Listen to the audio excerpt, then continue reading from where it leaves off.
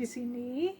Jadi kali ini atau malam ini aku mau berbagi sesuatu lagi, dan ini adalah tips berhemat dari almarhumah nenekku ya, sewaktu beliau masih hidup. Jadi ceritanya, sejak kecil aku kan sering di rumah nenekku juga ya. Lumayan lah dekat dengan rumah mamaku di sini. Jadi liburannya ke sana gitu, dan sering nginap juga, terutama weekend ya, aku sering nginap di sana. Kenapa aku sering di sana? Karena di sana tuh alamnya natural banget. Lumayan banyak tanaman, tumbuh-tumbuhan, buah-buahan sesukanya kalau lagi musim buah dan lain sebagainya. Nah, aku suka banget gitu ceritanya. Jadi berhubung aku sering di rumah nenekku, aku tahu kebiasaan beliau apa aja, dan intinya selalu penghematan. Walaupun gak langsung sih diajarin, tapi aku melihat dan aku ngamatin gitu loh. Jadi ceritanya ada 5 hal yang aku amati dari almarhumah nenekku itu. Jadi selama beliau masih hidup waktu itu ya, dari kecil sampai aku usia dewasa sih beliau meninggal. Ya pokoknya selama beliau masih hidup di desa gitu, yang pertama aku amati adalah almarhumah nenekku ini waktu masih hidup beliau selalu menikmati hidupnya dengan sebaik-baiknya gitu, dan selalu riang gembira. Ya intinya enjoy her life lah gitu loh. Jadi nenekku itu selalu bersyukur dengan apa yang ada gitu, dan selalu senyum, selalu riang gembira. Pokoknya aku nggak pernah tuh ngelihat nenekku waktu itu sedih gitu.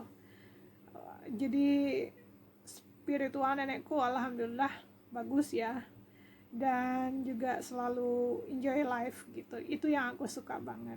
Nah terus yang kedua adalah almarhumah nenekku ini selalu mendapatkan makanan dari kebun, dari sawah, dari sungai gitu. Jadi kadang-kadang tuh ya, kalau misalnya biasanya sih kita punya banyak padi, beras, padi gitu banyak karena nenekku punya lumbung di rumahnya kan. Jadi pasokan istilahnya padi itu banyak banget gitu. Terus benih juga, padi benih sama aja ya, beras juga banyak gitu, pasti ada insya Allah waktu itu ya. Jadi selama itu yang aku tahu tidak pernah kekurangan beras gitu, karena ada lumbung padi tepat di depan tempat tidur nenekku, itu ada lumbung padi gitu. Jadi ya aku ingat betul waktu itu, dan di sampingnya ya buat dapur gitu, buat kita makan, buat kita masak gitu. Nah itu yang aku ingat ya. Nah jadi kalau padi atau beras kita selalu ada, kebetulan alhamdulillah waktu itu. Nah yang lucu nih, kalau misalnya kita makan itu kan selalu makan yang ada sayurnya ya. Nah kalau perlu sayur, perlu buah, kita tinggal ke kebun nenekku itu luas banget, dan segala macam ada rebung, ada kacang panjang, kadang-kadang ada segala macam. Jadi apa yang ada gitu, itu yang dimakan, dan selalu enak. Aku juga heran kenapa kalau nenekku yang bikin selalu enak dan selalu nambah makannya, padahal biasa loh. Dan bumbunya tuh cuman garam yang aku ingat. Udah gitu ya segalanya dari sekitar ya. Terus kalau ikan, kadang-kadang tuh waktu kita mandi ke sungai, kadang-kadang tuh ada ini juga ya, ada apa namanya, ada udang kecil gitu. Nah itu dimasak sama nenekku, dicampurin, diremas-remas udangnya, walaupun kecil 2 atau 3 gitu ya, kadang 5 gitu. Aku ingat atau ikan yang kecil-kecil gitu di sekitaran sungai gitu, tiba-tiba nenekku dapat gitu ya. Nah itu tuh diremes-remes dengan kelapa parut, dikasih garam, dikasih cabe, habis itu dikasih, kalau tomat nenekku nggak punya ya kebetulan, aku ingat itu dikasih garam, dikasih cabe, sudah. Bawang merah bawang putih, maaf, bawang merah bawang putih, nah udah gitu aja. Terus dibungkus di ini pepes gitu ya, habis itu dimasak, dibakar, enak banget, enak banget. Terus pakai sambal, biasanya kan sambal cabe, sambal terasi gitu, enak banget. Udah simpel gitu, sesimpel itu kita makan gitu. Nah terus itu yang kedua, jadi mensyukuri apa yang punya ya di sekitar, dan itu dinikmati dengan sebaik-baiknya gitu. Tidak ada yang mubazir. Aku belum pernah nemuin nenekku itu mubazir makanan, ada yang dibuang tuh nggak ada, nggak pernah aku, selama yang aku tahu ya. Selalu semuanya untuk dikonsumsi dan ya dimakan, memang dikonsumsi, jadi tidak ada yang terbuang. Terus kalau misalkan ada buah nangka gitu, nangka matang kan, dimatengin atau matang duluan di pohon gitu, udah ambil buahnya isinya, terus kulitnya itu dibikin mandai, jadi disayur gitu kulitnya itu, jadi dibuang yang duri-duri kecilnya itu, kulit luar, bagian dalam tempat nyantol buah nangkanya itu disuar-suir, terus dimasak pakai garam, pakai cabai, udah, sama kasih minyak sedikit untuk menumis, enak banget itu. Jadi kita selalu makan apa yang ada. Kadang pisang mentah pun kita goreng gitu. Terus kalau pisang mentah, aku ingat banget kan nggak ada manisnya ya, nggak ada lagi, rasanya masih hambar. Nah sesudah digoreng itu pisangnya tanpa tepung, jarang pakai tepung karena lumayan mahal ya, karena harus beli juga. Nah jadi biasanya tanpa tepung untuk pisang apa aja. Abis itu mentah ya, abis itu buat kudapan sore kadang-kadang tuh digoreng. Abis itu karena masih mentah, nggak ada rasanya, hambar, itu dicocol dengan gula pasir, enak banget, enak pakai minum teh gitu sore-sore. Aku suka banget. Jadi aku benar-benar menikmati hidup yang nyaman, tentram, nggak ada pusing, stres gitu, nggak. Aku tahu betul nenekku gimana. Terus itu yang kedua. Terus yang ketiga, nenekku ini jika punya uang ekstra atau passive income dari kebun itu ada ya, karena nenekku punya ini kan sawah yang luas, juga punya kebun yang luas penuh tanaman karet dan lain sebagainya. Juga nenekku punya banyak pohon pisang dan lain-lain ya, rambutan, manggis, mangga dan lain-lain, pokoknya banyak lah ya. Nah itu ada passive income tersendiri tuh dari kebun nenekku, selain uang ekstra kadang-kadang.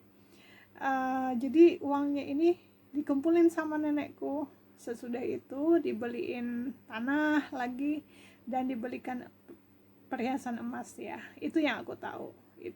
Jadi selalu investasi kalau nenekku, dan aku belajar dari nenekku juga waktu itu. Itu yang aku tahu yang ketiga. Yang keempat yang aku tahu dari nenekku itu adalah nenekku selalu minimalis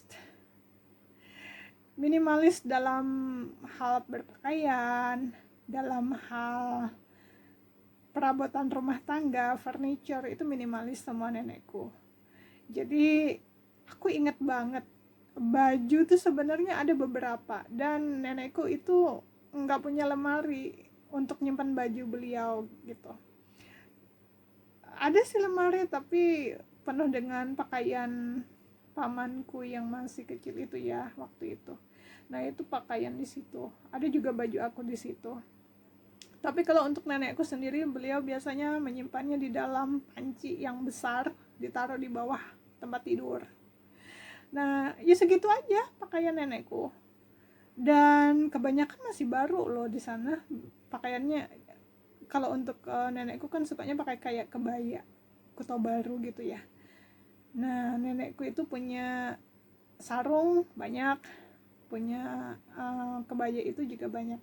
Nah terus bajunya kebanyakan bikinan ya, homemade, bukan homemade sih, kasih ke penjahit sih buat bikinin, cuma jarang dipakainya waktu lebaran. Nah kalau untuk sehari-hari itu paling ada 2 atau 3 lah potong gitu yang dipakai, dan itu aja gitu. Pokoknya minimalis banget. Dan sebanyak-banyaknya pakaian nenekku itu ya yang di dalam panci itu, panci besar, nggak besar banget sih, paling diameternya berapa, 50 cm ya diameternya, enggak nyampe 30, karena ya sekitar 30 sampai 50 cm lah diameter pancinya, enggak besar juga, tapi lebih besar untuk panci untuk makan dibanding panci untuk makan. Untuk masak itu lebih besar lah pancinya. Ya di situ naruh baju nenekku, dan ya segitu aja pakaiannya. Itu yang aku ingat, minimalis banget beliau. Terus itu dari segi pakaian. Kalau dari segi yang lain, misalnya alat rumah tangga gitu, panci ya itu aja gitu, sampai hitam bawahnya, karena kita masak kan pakai kayu bakar ya, dan kayu bakarnya juga dari kebun sekitar. Ya tanah nenekku juga, kebun nenekku sih. Jadi kita kayu bakarnya itu dari ranting-ranting pohon yang udah jatuh, yang udah di kering gitu, atau pelepah kelapa yang udah kering. Terus untuk nyalainnya kita pakai apa namanya, daun kelapa yang udah kering gitu, kita menyebutnya undayang. Nah jadi itu dilipat, terus dinyalain pakai api, terus dicocol, dimasukin ke dalam tempat masak gitu. Itu yang aku ingat. Nah itu apinya lumayan cepat, dan tidak pernah kekurangan bahan bakar nenekku. Semua dari kebun. Nah itu ya selalu ada gitu. Terus jadi jarang banget keluar uang gitu. Terus untuk bahan makanan ya dari kebun kebanyakan kan aku bilang. Abis itu untuk furniture, kita biasanya banyak di dapur ya. Di dapur itu cuman pakai tikar, nggak ada kursi di dapur tuh. Kalau di depan ada sih kursi, cuman jarang banget ke depan, karena ada semacam ada 3 bagian dari rumah nenekku itu kan. Dan kebanyakan kita di paling belakang. Di depan itu paling cuma untuk naikin sepeda gitu ya, atau sepeda motor mamaku kalau lagi kesana gitu, dan lagi nginep. Jadi gitu aja. Tapi kalau nya biasa kita adanya di ruang dapur yang paling belakang. Nah di situ ada tempat tidur nenekku, ada lumbung padi yang aku bilang penuh dengan benih. Habis itu dapur dan tempat makan. Nah tempat makan itu juga sebenarnya tempat tidur aku juga, karena aku kalau tidur sukanya di sana, di lantai. Jadi tinggal tarik kasur, habis itu ambil bantal, ambil sarung, terus kelambu, udah tidur gitu. Jadi kalaunya habis makan harus dibersihkan betul-betul, karena takutnya ada sisa-sisa makanan yang didatangin semut gitu.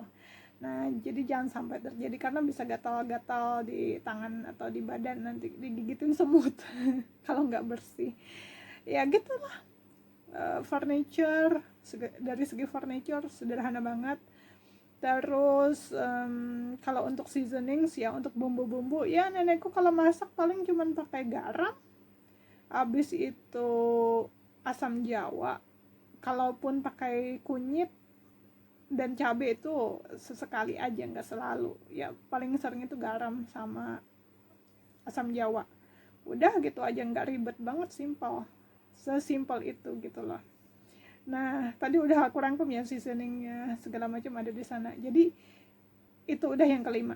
Jadi 5 hal itu yang aku pelajari dari nenekku almarhum ya. Itu dari, kalau nenekku yang satunya itu dari mama ya. Kalau dari ayahku juga sama. Nenek dari ayahku, ibunya ayahku almarhum itu juga, almarhumah juga sederhana banget. Nah kurang lebihnya sama sih ya, sama-sama minimalis, sama-sama mensyukuri hidup dan menjalani hidup apa adanya. Dan yang penting tingkat spiritualnya bagus kalau menurut aku ya, alhamdulillah. Oke, gitu aja. Jadi aku banyak belajar dari kedua nenekku ini jujur. Dan semoga aku bisa ya untuk menerapkannya dalam kehidupanku sehari-hari, jadi tidak macam-macam, santai, enjoy life, selalu bersyukur dan selalu mendekatkan diriku pada Allah Subhanahu wa taala, dan juga selalu berusaha dan berikhtiar dan berdoa untuk kehidupan yang lebih baik, gitu ceritanya. Oke, terima kasih, semoga kalian suka. Jangan lupa subscribe ya, like, share, dan komen juga. Sampai jumpa lagi, dadah.